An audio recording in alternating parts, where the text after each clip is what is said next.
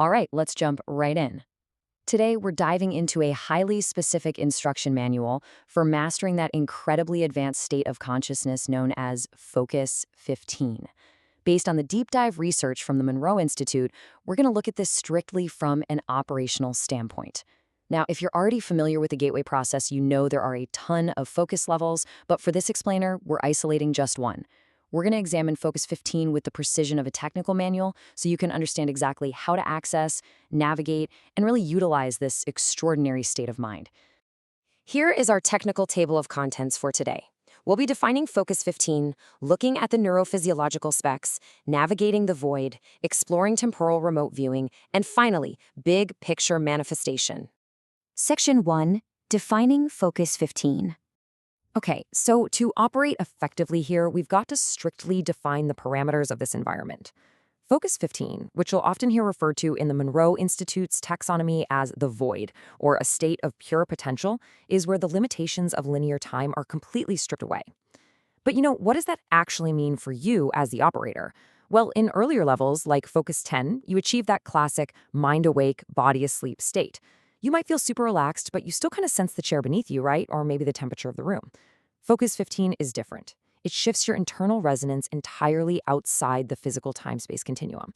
Literally, when you successfully boot up this state, the physical hardware is just bypassed.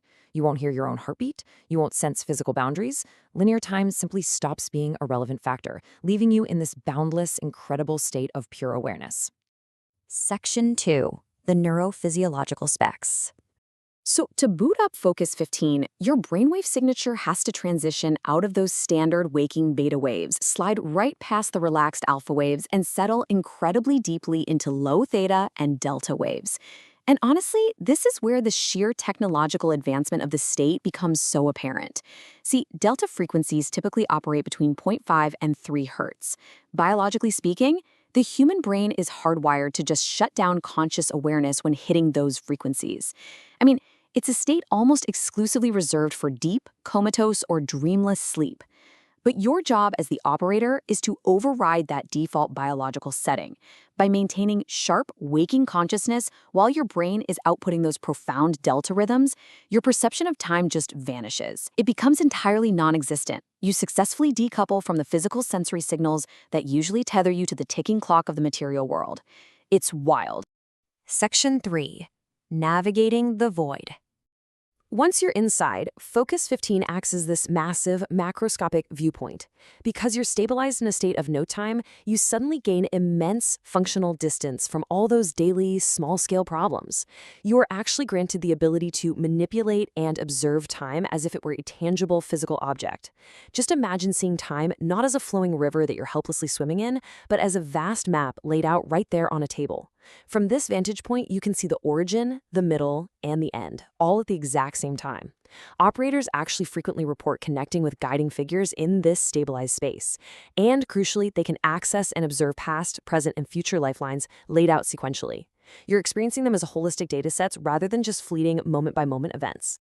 Mallory Mackey, a practitioner at the Monroe Institute, really hit the nail on the head here. She noted how refreshing it can be to step away from your problems to get distance, and how you can quickly shift your perspective on anything when you do. That perfectly highlights the primary operational benefit of this state. By removing yourself from the immediate overwhelming present, you instantly shift your perspective. Focus 15 takes those in-your-face chaotic daily troubles and turns them into distant, highly manageable data points. It essentially serves as the ultimate diagnostic environment.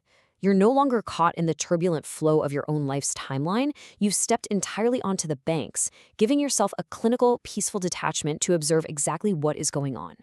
Section 4. Temporal remote viewing. Now let's talk about intelligence gathering.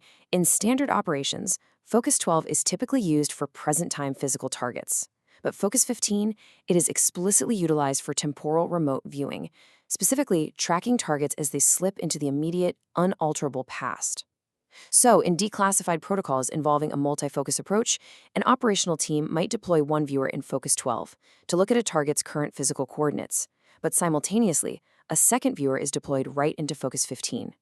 Because this second operator is completely detached from the present ticking clock, they can easily track the target backward. They're moving freely along the timeline rather than just moving across a physical map. And this multidimensional approach is exactly what makes Focus 15 operators incredibly effective. Skilled remote viewers use this state to reconstruct historical events and track targets across time, entirely bypassing normal physical constraints. Just think about the strategic advantage here for a second. If you're tracking a moving target in the physical world, standard coordinates like latitude and longitude are almost useless without that z-axis of time, right?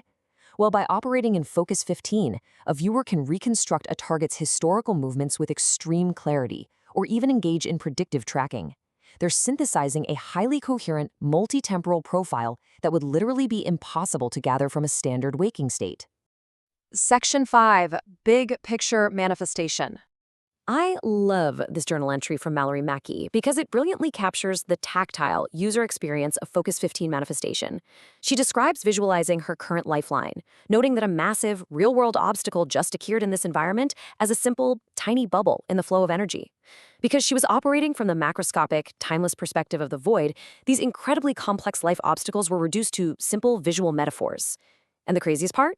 These metaphors could be manually, almost physically, adjusted. She literally just nudged it out of the way. As the operator, you experience a sensation of reaching out and reorganizing the energetic structures of your own life. So for your own operations, you're going to want to treat these 4 steps like a strict pre-flight checklist. Step 1, visualize your overall lifeline, stretching out clearly through the past, present, and future. Really take your time to see this continuous thread. Step 2, locate the visual metaphor. Find the exact bubble or block where your personal energy is feeling stuck. Step 3, with immense focus, use your intent to lightly, physically nudge that bubble completely out of the way of your lifeline. And finally, step 4, allow the bright beaming light of your manifestation to flow forward into your future entirely uninterrupted. By following these precise parameters, you can literally program your reality. You can manifest big picture goals by executing changes in the void that directly alter your physical trajectory.